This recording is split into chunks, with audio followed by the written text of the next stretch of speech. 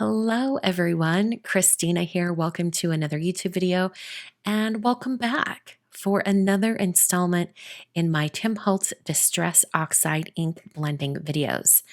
I did my main series a few years ago. I think it was in 2019.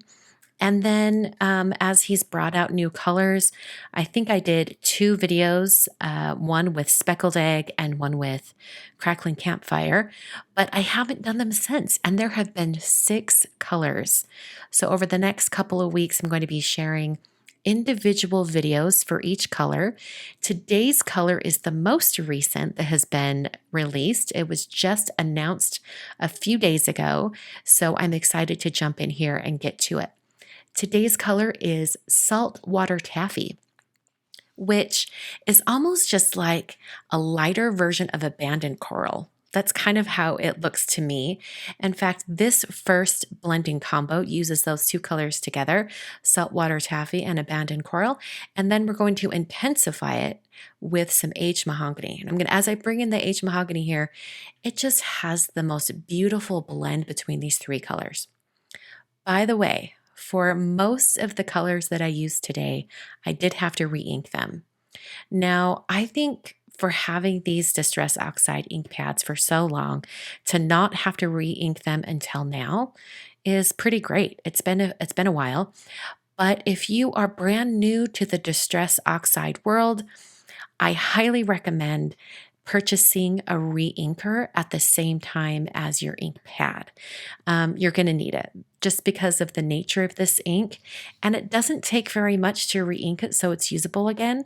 So the re-inker is going to last you for a long, long time as well. So I really love this color combo, and I think it's absolutely wonderful. And the other thing that before we move on from the re-inking, something else I wanted to mention. Years and years and years ago, I remember watching one of Jennifer McGuire's very early videos talking about ink blending. And at the time, it was the original distress inks that she was referring to. And she said that if you want really good ink blends, you just got to get lots of ink down on the paper. And the best way to do that is to have a really juicy ink pad. So you don't have to keep working harder than you need to. Now, when it comes to these Distress Oxide ink pads, I find the same to be true. And I didn't completely understand what she was saying until I got into these ink blending combos. Now, when you go back and watch my original, I think there were 7 videos with all the different colors, I spend quite a lot of time trying to really saturate the cardstock with a lot of ink. And since time has passed, and now I'm using my re-inkers on those ink pads, I'm discovering that when the ink pad is very juicy, I can go straight to full saturation and it ink blends so much faster. So if any of you are having trouble getting these really smooth blends, break out those re-inkers and just put a little coat, just one little layer of ink right across that ink pad. Let it soak in, and then go into your blending. And you'll be able to get really beautiful blends like this one. Oh, this one might be my favorite. Sealess Preserves and Chip Sapphire with the new Saltwater Taffy. Amazing. Anyway, go ahead and try re-inking your ink pads because it makes the blending so much easier. Believe me, you'll try it and you will discover that what I'm saying is true. So this next color combination, oh my word, with very juicy ink pads with the Squeezed Lemonade and Carved Pumpkin, I was able to blend these together so super quickly. I could not believe how quickly they blended. I hardly had to edit that down at all. It was so fast. I really like this Carved Pumpkin into the Squeezed Lemonade as well. It's a little bit of a different blend. You've got a more intense color with almost a more pastel shade. I did try this with Dried Marigold as well, which is a little bit lighter. And it was beautiful, don't get me wrong, but it didn't quite blend in with the Squeezed Lemonade as well. So I think this was the better combination. And it really makes me think of summer and citrus. I kind of want to just, go get a lemonade right now. That's what it reminds me of. This last combination is a little bit more difficult.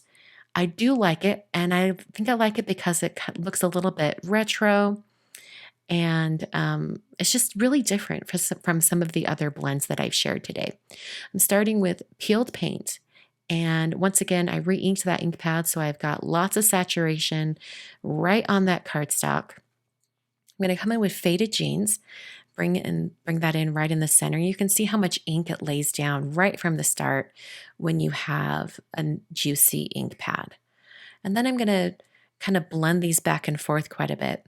And when I bring in the saltwater taffy, it doesn't want to blend with the Faded Jeans as well as, the previous blue color, which was Chip Sapphire on my Oxide Combo number 2. So, and I think it's because, some reds or pinks and some blues just don't mix well to make a beautiful purple. And sometimes you just don't know until you do it, until you try it. And so this is one of those instances where the two colors coming together almost make a grayish shade. Now, if you blend it, you can totally make it work, but I would also recommend trying maybe some different blues. I think I could have done Chip Sapphire here in the center as well, and it might have blended a little bit better. But this just goes to show that you can keep working those colors back and forth. If one color gets lost, like the Faded Jeans was starting to get lost, I just went back and blended more on until the color kind of filled in. And then you can go back to the saltwater taffy and blend that out as well. And then you have a flawless blend. Okay, so here's that fourth and final blend for today. I'm going to show you all 4, and they all have different personalities, I think. Equally beautiful, and I could see these on a multitude of projects. Make sure you try these out, and when you do, don't forget to use the hashtag Christina's Oxide Combos when you share your projects on social media. That hashtag, even years later after I introduced it, is still hopping. Lots of projects going up there. So check out the hashtag to see what your fellow crafters are creating. I'll be back with one more of these oxide blending videos this week. And then Friday is my brand new live stream time. It's going to be at 10 a.m. So Fridays at 10 a.m. Mountain Time. I will see you there.